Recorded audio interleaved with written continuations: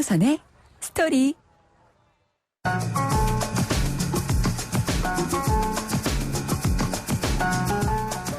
네, 석 달 전쯤이죠. 지난 2월 20일에 한국 호랑이 남매 2마리가 태어났습니다.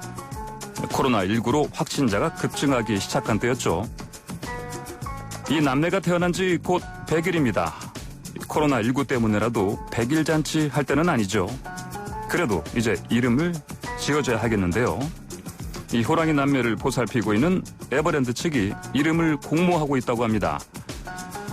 코로나19의 어려운 상황 속에서 태어난 호랑이 남매에게 새로운 희망과 극복의 의미가 담긴 이름을 지어달라는 건데요. 저도 남매 이름을 잘 한번 지어서 보내볼까 합니다. 한국 호랑이가 코로나19는 물론이고 멸종 위기도 이겨내고 잘 자라났으면 좋겠습니다. 넥스트의 아가에게 들으면서 오늘 황보선의 스토리 문을 열겠습니다.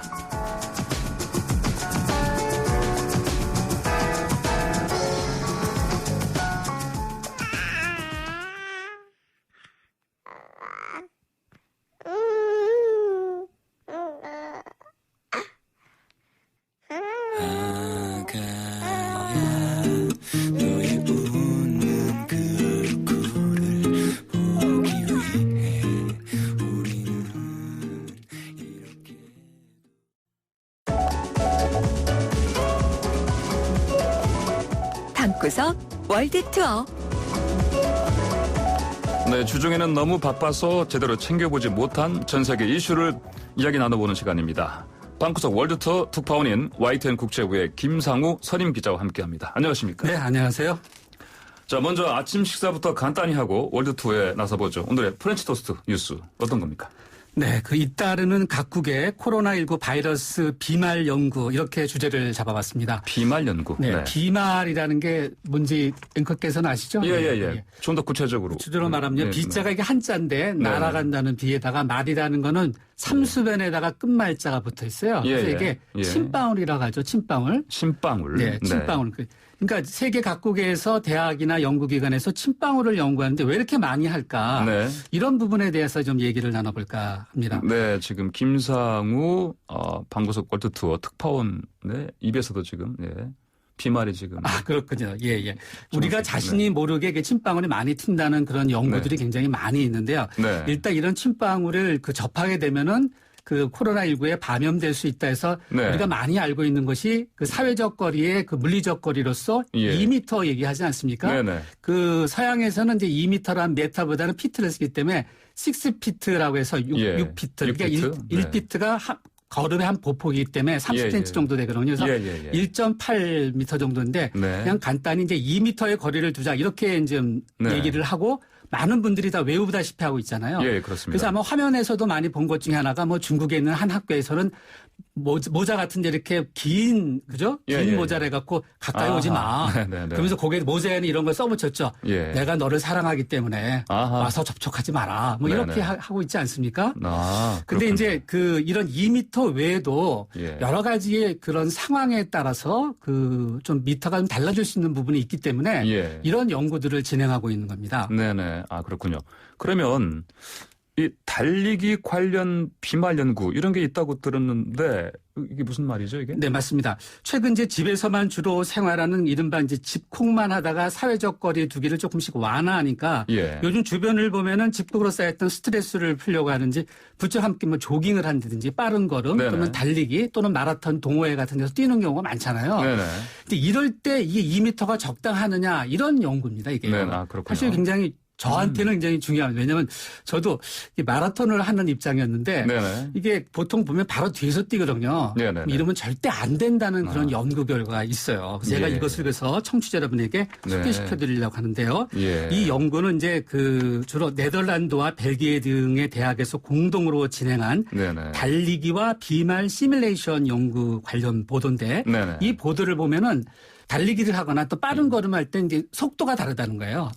그러니까 예를 들어서 보통 우리가 조깅을 할 때는 시속 8km 정도라고 얘기를 하거든요. 시속 8km. 8km. 근데 조금 빠른 걸음 같은 경우는 시속 4km에서 5km 정도 됩니다.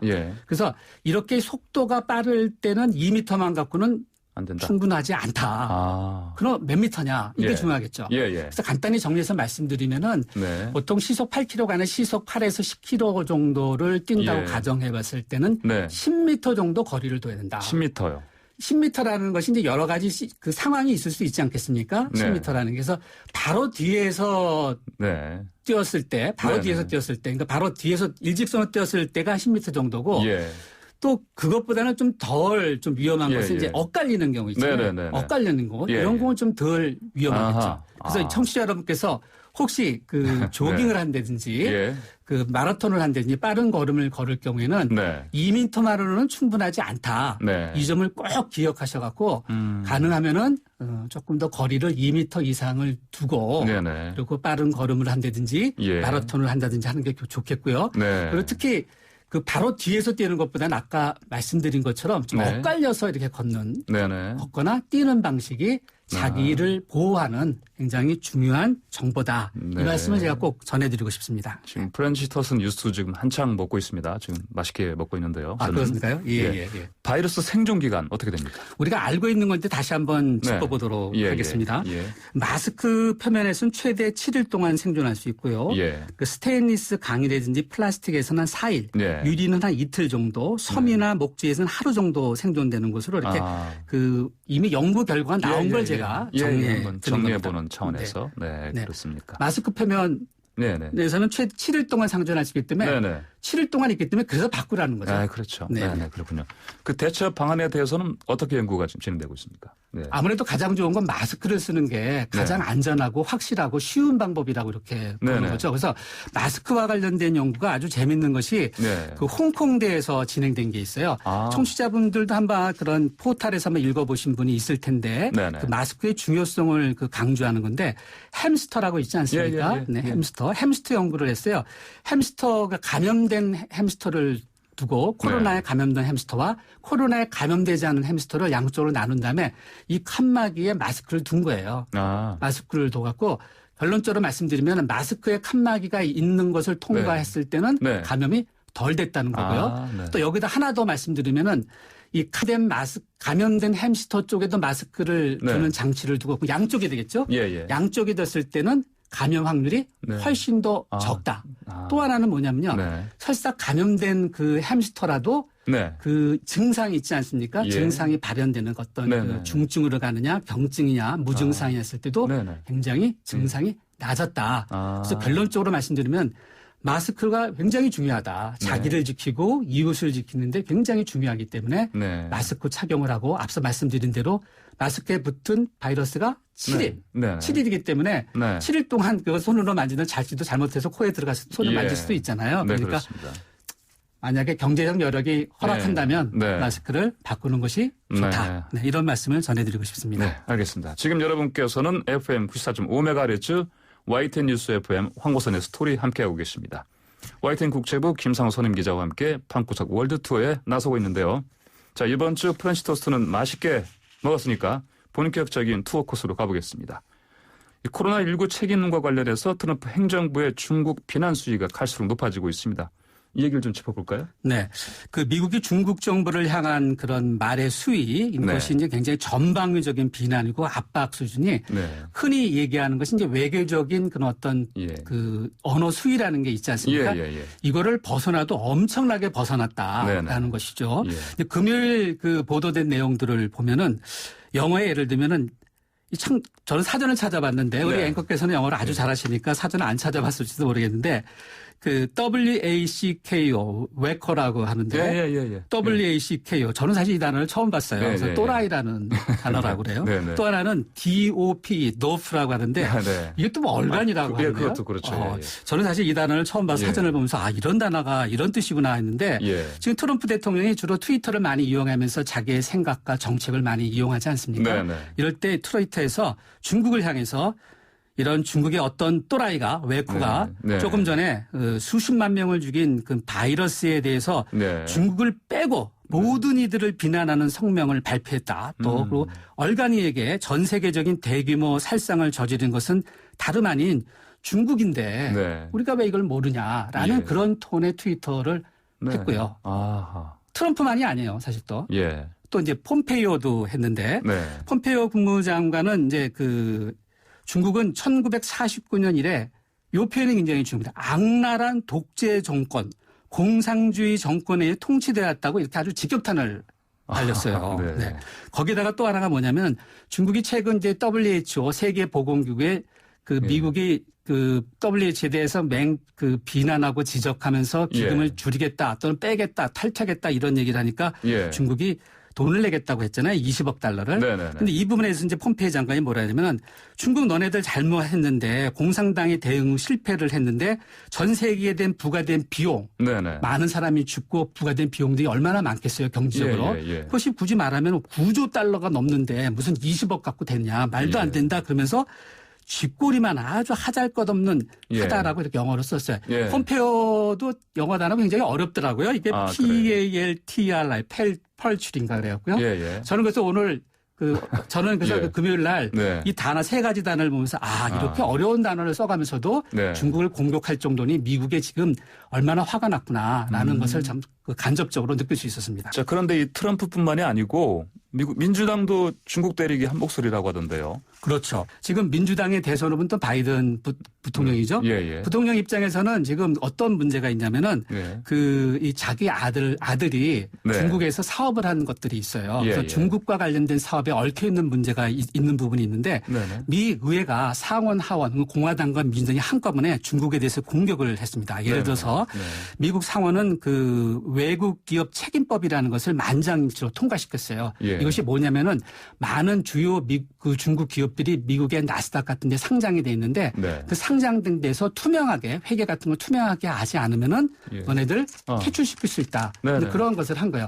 최근에 이제 그 중국 기업에 투자했다가 많은 손해를 본 곳이 뭐냐면은 그 중국의 스타벅스라는 기업이 있습니다. 중국의 루이싱 루이싱 커피라고 하는 건데 이 루이싱 커피 체인점이 스타벅스를 이기자라면서 생긴 커피점이에요. 그래서 그 2017년이죠. 2017년에 만들어져 갖고 상장됐는데 돈을 엄청나게 유치했는데 이 루이싱 커피가 부도가 났어요. 부도가 났다고요? 네, 사실상 이제 부도가 난 그런 상황이거든요.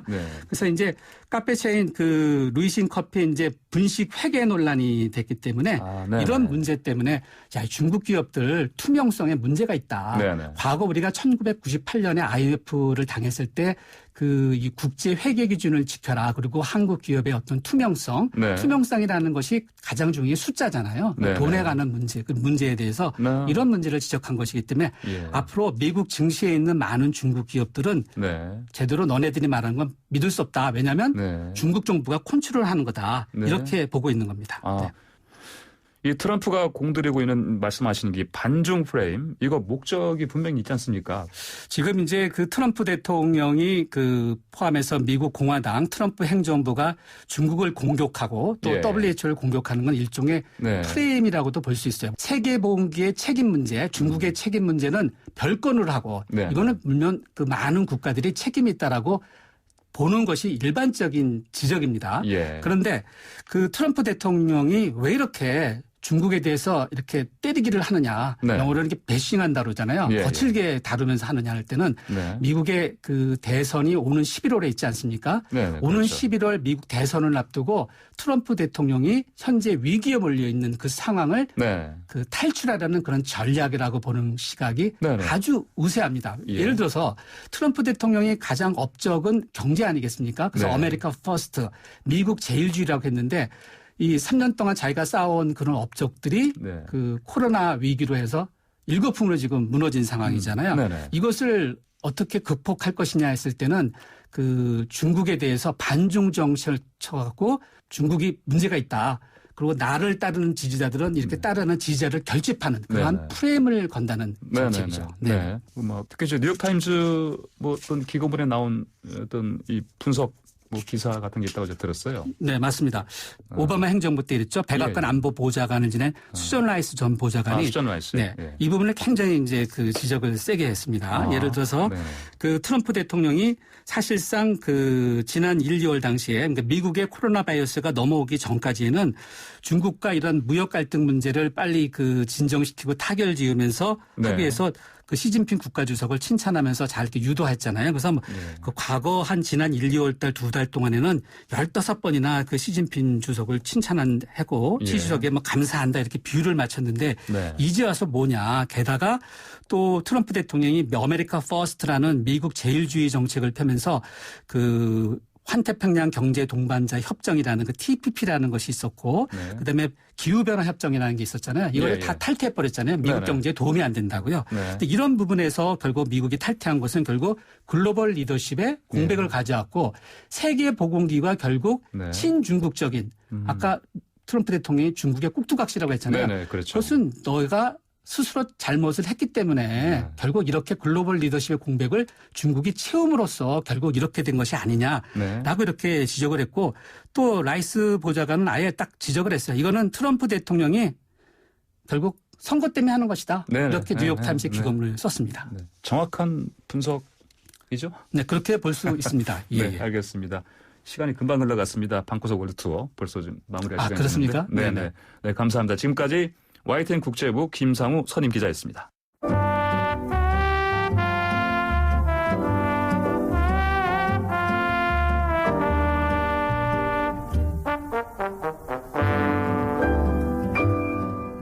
안녕하세요. 월드뮤직과 함께 뉴스 한 꼭지를 들려드리는 송태엽의 월드뮤직 살롱입니다.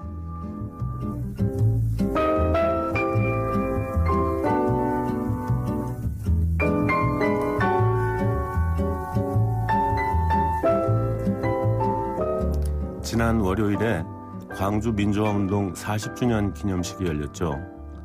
시민군의 마지막 저항지인 금남로 옛 도청 앞에서 처음으로 기념식이 치러지는 모습을 보면서 나름 감개무량했습니다. 드디어 5월 광주가 제자리로 돌아왔구나 라는 생각을 해봤습니다. 임을 위한 행진곡을 둘러싼 논란도 이번에 대통령과 여야 대표가 함께 노래를 불렀으니까 완전히 정리가 된 거겠죠.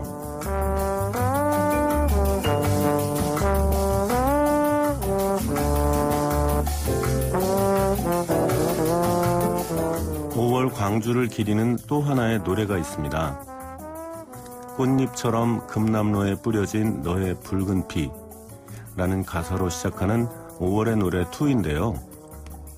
프랑스 가수 미셸 폴라레프의 노래에 누군가 가사를 붙였는데 광주 학살의 현장을 가장 생생히 묘사한 노래로 꼽힙니다. 합창으로 부르면은 피가 마구 끓어올라서 80년대에 참 많이들 불렀죠. 이번엔 재즈 가수 강은영 씨가 천천히 부른 걸로 들어보시죠. 3분 좀 넘어가면 우리말 가사도 나옵니다.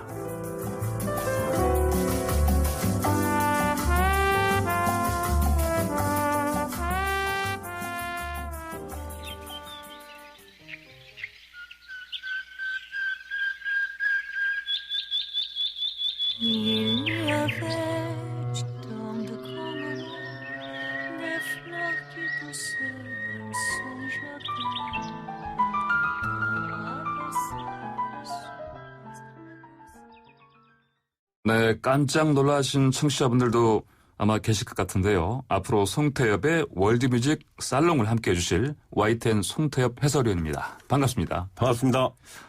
매주 좋은 음악을 한 곡씩 들려주신다고요? 청취자 여러분께 한 말씀 해주신다면서요? 네, 앞으로 매주 일요일 이 시간에 청취자 여러분과 바로 지금 함께 듣고 싶은 각별한 월드뮤직을 한 곡씩 골라보려고 합니다. 일요일 아침에 저와 함께 쉽게 들을 수 없는 다양한 음악을 함께 해주셨으면 합니다. 앞으로도 좋은 음악으로 찾아뵙겠습니다. 네, 송태엽의 월드뮤직 살롱이었습니다.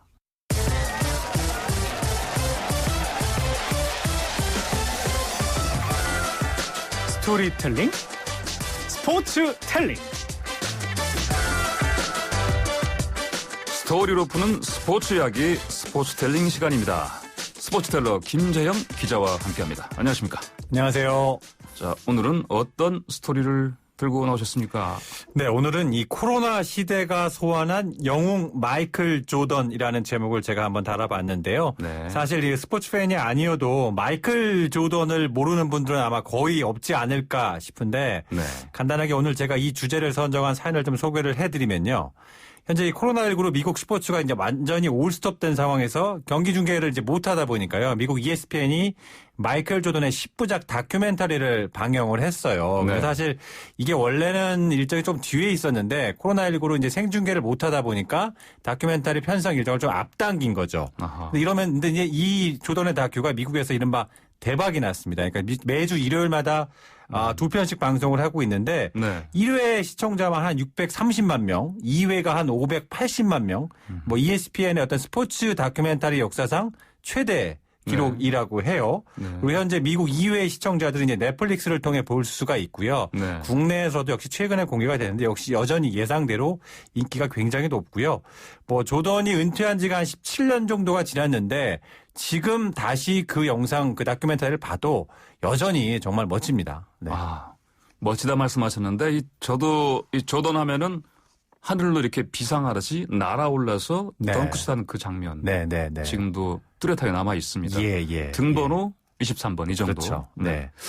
일단 마이클 조던이 어떤 선수였는지 이것부터 알아볼까요? 일단 1953년 뉴욕 브루클린에서 출생을 했고요. 올해 나이가 이제 57세인데 사실상 8, 90년대 NBA를 평정한 전 세계적인 스타라고 좀 평가를 하고 싶고요. 네. 뭐 역대 농구 선수 중 뭐 유일무이한 어떤 영향력을 끼친 선수가 아닌가. 물론 앞으로 또 조던을 넘어서는 선수가 나올 수는 있겠습니다만 현재까지만 놓고 봤을 때는 정말 유일무이하다라는 표현이 적합한 선수가 아닌가 생각이 들고요. 예. 말씀하신 대로 조던을 대표하는 등번호 23번이죠. 네. 역시 농구 선수였던 형의 등번호가 47번이었는데 네. 형의 반만큼만 하고 싶다라는 의미로 등번호 23번을 달았는데 네. 형의 반을 넘어서서 네. 뭐 사실상 말씀드린 것처럼 타의 추종을 불허하는 네. 대단한 선수가 됐었죠. 그러니까요. 이 조던 선수가 이제 고등학교 때부터 조금씩 명성을 날리기 시작했습니다만 사실 체구가 약간 좀 왜소한 편이어서 당시만 해도 그렇게 주목받는 선수가 아니었는데 예. 이 노스캐롤라이나 대학에 진학을 하면서 가능성이 완전히 폭발을 했고요. 네. NCAA의 우승을 이끌면서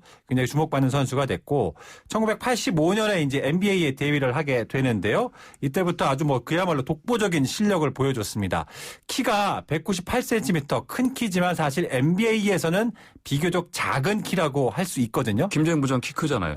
몇이에요? 제 키가 한 190cm 정도 되는데 저는 한국에서는 일반인 치고는 굉장히 크잖아요. 큰 키죠. 하지만 NBA에서는 198cm면 네. 작은 키입니다. 아주 작다고 할 수 있는 키인데 네네. 이렇게 상대적으로 크지 않은 키를 가지고도 뭐 골밑은 물론 네. 뭐 외곽, 공격이면 공격, 수비 그리고 농구에서 흔히 말하는 뭐 여러 가지 그 멋진 기술들이 있어요. 뭐 슬램덩크, 뭐 페이더웨이, 뭐 드라이브인 여러 가지 기술들이 있는데 네.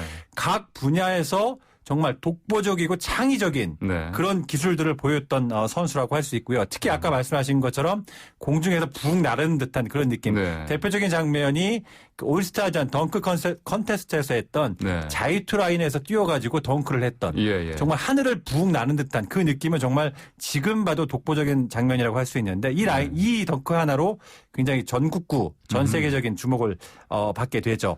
조던이 한참 활약할 때 이제 이 NBA에서 백인의 우상이었던 선수가 있어요. 보스턴 셀틱스의 네. 레리 버드라는 선수인데 네. 이 레리 버드가 조던과의 챔프전 경기를 한 후 이런 얘기를 했습니다.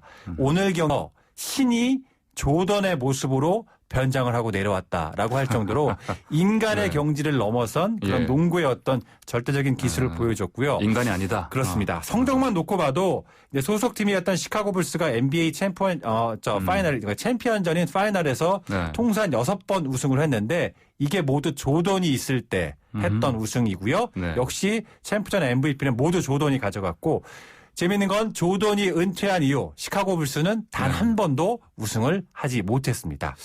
이야, 이거 사실 이걸 어떻게 분석해야 될지 모르겠어요. 이게 그렇다면 그 전에 우승했을 때 조던이 다 해냈다 이렇게 볼 수도 없고 어찌 보면 아니면 조던이 하니까 옆에 있는 다른 선수들도 최선을 다해서 했다라고 이렇게 분석해 볼 수 있을까요? 일단 조던이 있기에 가능했던 기록은 맞고요. 그러니까 네. 시카고 불스가 통산 6번 우승한 걸 모두 조던이 있을 때 했으니까 조던의 영향력이 얼마나 대단했는지를 보여주는 거고요. 물론 이게 이제 농구가 개인 스포츠가 아니라 팀 스포츠다 보니까 조던 혼자만의 힘으로 이 6번의 우승을 다 했다고 할 수는 없겠죠.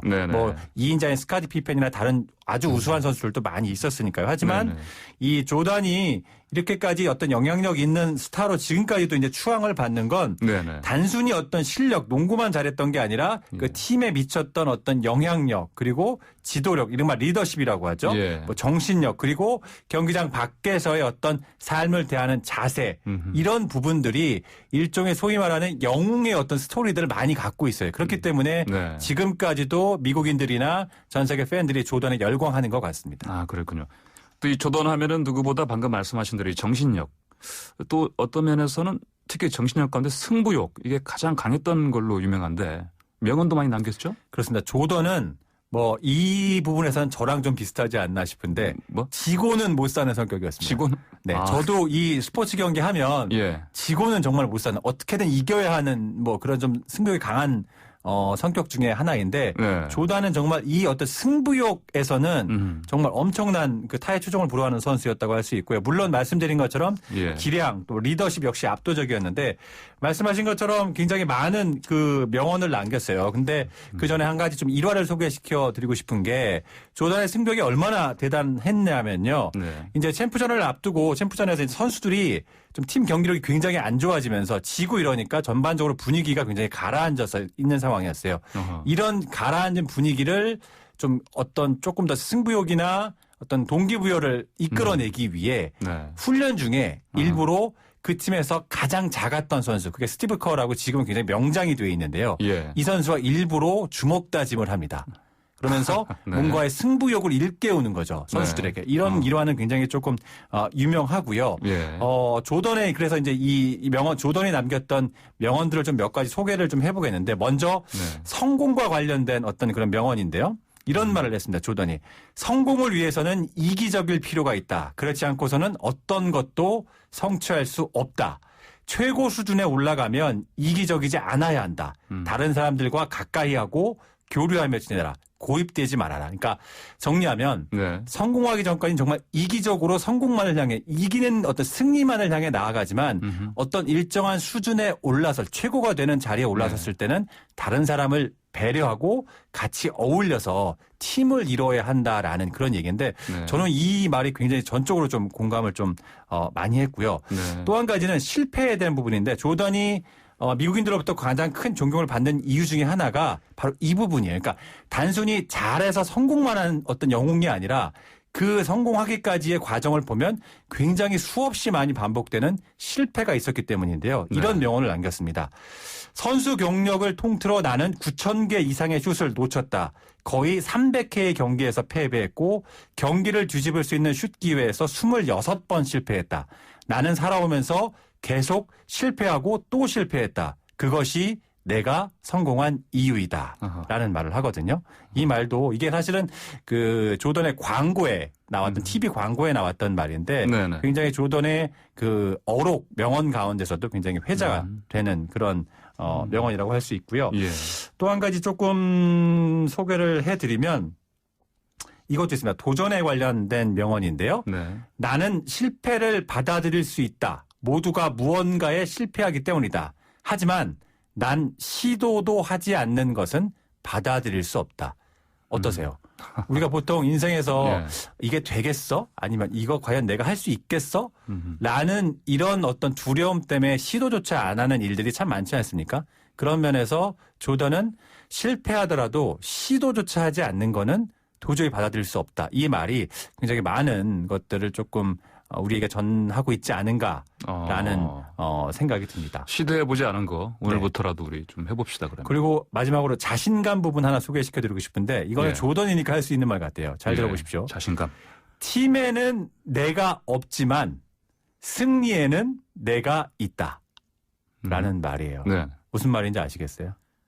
이게 무슨 말이에요? 그러니까 팀에는 내가 없다. 한 팀으로 뭉쳐. 그러니까 팀에서 팀 스포츠에서 나를 강조하는 이기적인 마음은 버려야 한다. 하지만 팀이 이기는 순간엔 언제나 예. 내가 있다. 나 때문에 이겼다는 얘기겠죠. 네. 조던이니까 할 수 네. 있는 얘기가 아닌가 싶습니다. 네, 알겠습니다. 이제 방금 말씀하신 그 다큐 열풍. 그런데 이 열풍이 일어나면서 이제 이 조던의 리더십에 대한 뭐랄까 논쟁도 뜨겁다 이렇게 들었습니다. 그렇습니다. 뭐 영웅이 있으면 언제나 또 비판하는 세력들이 있지 않겠습니까? 사실 영웅이라는 게 또 다르게 해석하면 약간의 좀 독선적인 면이 없지 않아 있을 수 있으니까요. 네. 그러니까 이러면서 이제 약간의 조던의 리더십이 결국 이기적이었고 독선적이었다라는 네. 이제 비판들이 미국 내에서 지금 이루어지고 있고 이러면서 논쟁이 벌어지고 있는데요. 조던이 이런 비판들에 대해 이렇게 지금 최근에 응수를 했어요. 승리에는 대가가 따르고 리더십에도 대가가 따른다. 다시 말해 모두를 만족시킬 수 있는 리더십은 없다라는 네. 얘기겠죠. 어떻게 보면 보편적인 삶의 진리 가운데 하나가 아닌가라는 좀 생각을 네. 해보고요. 네. 하지만 이런 리더십에 대한 어떤 대가 때문에 이른바 상처받는 사람들이 존재하는 것도 엄연한 사실인 것 같습니다. 그래요. 자, 얼마 전에 그 조던이 경기 중에 신었던 농구화가 소더비 경매에서 역대 최고가에 팔렸다. 이런 뉴스도 있었습니다. 네, 그렇습니다. 아무래도 ESPN의 이 다큐멘터리 영향이 아닌가 싶은데요. 소더비 온라인 경매였는데요. 56만 달러, 우리 돈 한 6억 9천만 원에 낙찰이 됐고요. 아파트 한 채. 그렇습니다. 아파트 한 채, 뭐 서울에서는 6억 9천만 원이 좀 어렵지 않나요? 네, 요새 너무 예. 비싸서. 네네. 어쨌든, 네. 네. 그 소더비 그 경매 역사상 네. 운동화 부분에서는 일단 역대 최고가라고 하고요. 예. 농구화 참고로 한 켤레 가격입니다. 한 켤레. 한 켤레. 예, 한 켤레. 조던이 직접 신고 뛰었던 네. 에어조던이라는 상품인데요. 이 예. 농구화의 한 켤레 가격이 6억 9천만 원에 이제 낙찰이 된 거고요. 예. 좀 간단하게 설명을 해드리면 85년에 제작했던 농구화고요. 조던이 실제 경기에 신고 뛰었던 농구화로 에어조던 1이라고 이제 불리는데요. 제품명이 네. 빨간색 포인트가 있고요. 거기에 이제 흰색이 주로 바탕을 이루는데 조던의 농구화에 직접 조던이 친필 사인까지 한 그런 농구화입니다. 이야, 이 조던이 아무리 대단한 엄청난 스타이긴 하지만 농구화 한 켤레 거의 7억 원이라 이게 네. 이게 정말 엄청난 건데 그러면 왜 이렇게 조던의 농구화 가치가 이렇게 높은 겁니까? 그렇게 말입니다. 7억 원이면 저 같으면 제가 사고 싶은 슈퍼카 한 대 살 것 같은데 이 농구화를 누군가는 사셨더라고요. 네, 간단하게 설명을 드리면 네. 사실 이 조던의 운동화가 좀 나름의 그 굉장히 큰 의미를 가지고 있어요. 특히 이 팔렸던 에어 조던 1은 더 큰 의미를 가지고 있는데요. 네. 이게 어떻게 보면은 관습을 깬 도전의 상징이자 또 스포츠 마케팅의 전설이 되고 있기 때문입니다. 간단하게 설명을 드리면 조던이 NBA에 데뷔했던 85년에 농구화의 규정이 있었어요. 당시에. 그러니까 흰색이어야 하고 또는 팀의 유니폼 색깔과 똑같아야 한다. 같은 계열이어야 한다라는 규정이 있었거든요. 네. 근데 당시 그 농구화 산업의 비주류였던 나이키가 어떻게 보면 무명이라고 할 수 있는 조던에게 검은색과 빨간색으로만 이루어진 농구화를 제작을 해요. 그게 에어 조던 1이었어요. 근데 이 어떻게 보면 나이키는 조던이 대스타가 되기 전에 가능성을 알아본 거죠. 근데 대중의 반응은 정말 이 농구화에 대해 반응이 폭발적이었습니다. 근데 NBA는 말씀드린 것처럼 규정이 있기 때문에 네. 경기에 신고 뛸 수가 없었던 거죠. 하지만 조던은 나이키 이 에어 조던 1을 착용하고 경기에 뛰는 거를 감행을 했습니다. 경기마다 벌금 5,000달러를 내야 했는데 그래도 강행을 했죠. 이때 나이키가 유명한 광고를 내면서 이렇게 얘기합니다.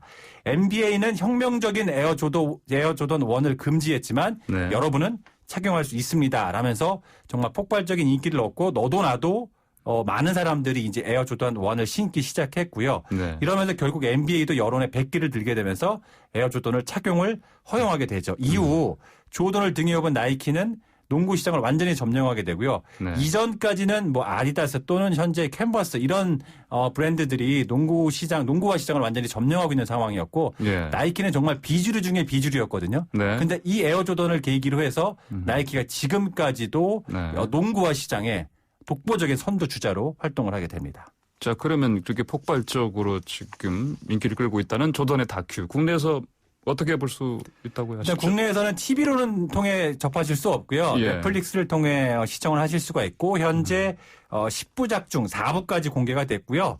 6월 1일까지 나머지 8부 이제 10부작까지 모두 공개가 될 예정이고요. 네. 뭐 조던을 중심으로 펼쳐지는 내부 권력 다툼 그리고 도전, 뭐 실패, 위기 극복 굉장히 재미있는 서사로 얘기가 진행이 됩니다. 아, 그렇군요.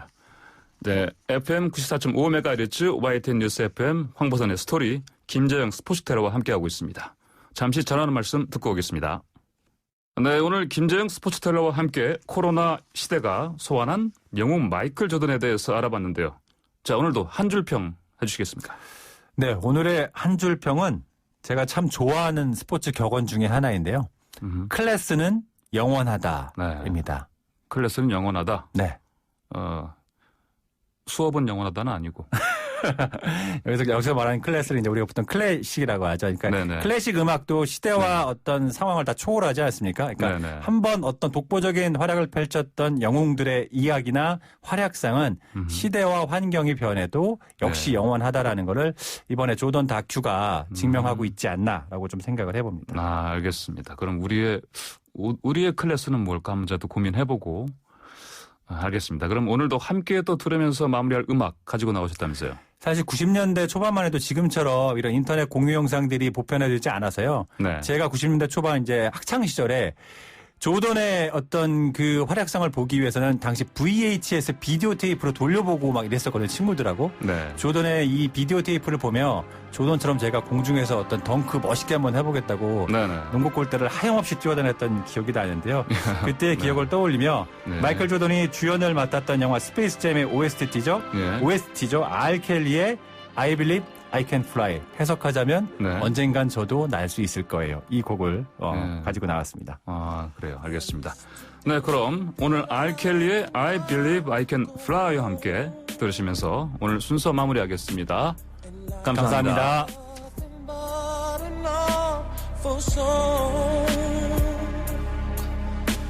But now I know